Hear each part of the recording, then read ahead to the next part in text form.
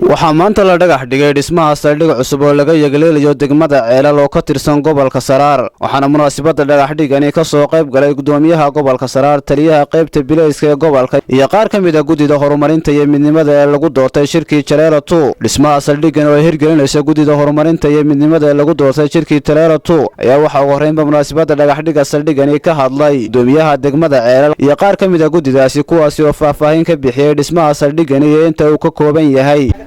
gudida beeraha Umar Jibriil ee soo qaban qaarisay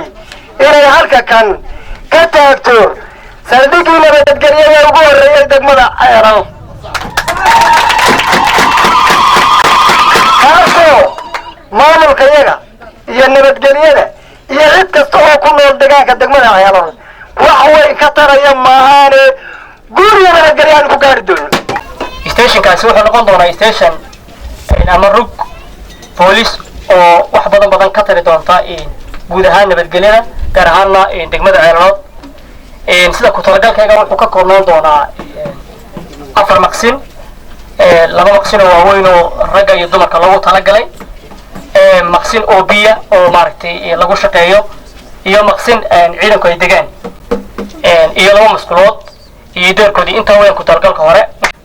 markay saa tahay reer cunweyn ay ilaashadaan laakiin halka waxaan fariin uga dirayaa hay'adaha caalamiga ah iyo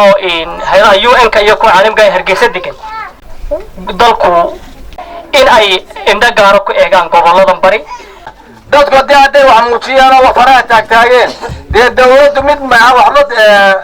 faraha taagtaageen bay wax isaga dhiibtaa kii faraha taagtaagay ee maanta sidoo kale ah waa inay gacan buuxa ku qabatay oo gacan buuxa ku qadisaa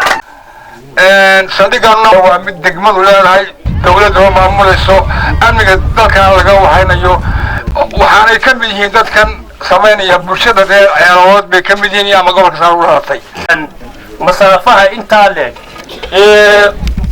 inta badan oo xukumo gobolka Saraar de horta inay hadii baa laba kuurooy Hargeysa iyo hadii baa laba kuurooy galbeed la fadhiyo ma aha oo hadii baa laba kuurooy sida hadda aqalku sheegay laamiyada la raaco ma aha horta dadku wuxuu ku jira waxaan leeyahay dadka hadhowto hadii baa horta dadka sharci baa loogu leeyahay wax loo qabto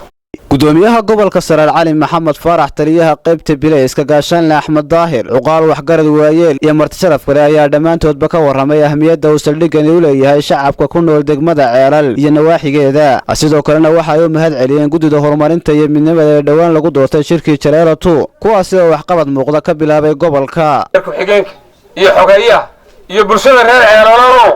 maanta hadii saldhigii la idin dhagax dhigayo inta saldhiga dhismihiisa sadana diyaar garooba maalinta xariga laga jarana waxaan idinka naqaanaa bulshada Ceelal xasuurtii bixinaysa dawladnimadii oo dhaqaaqday wixii oo muuqda waxaan u mahad celinaynaa waayeelkii waxgaradkii qurbajoogii culimadii dhinacay doonaanba ha noqdeene ragga muslimka ee eelka ee gudida ee beelaha Umar Jibriil ee maanta saldhiga la dhagax dhigayo dhaqaalihiisa bixinaya waxaan Ilaahay uga baryaynaa halka ka soo saareen mid ka sii khayr badan Ilaahay u geliyo marka halka fal dambi ka dhaco ee ama ina lagu kufsado ama qof lagu dilo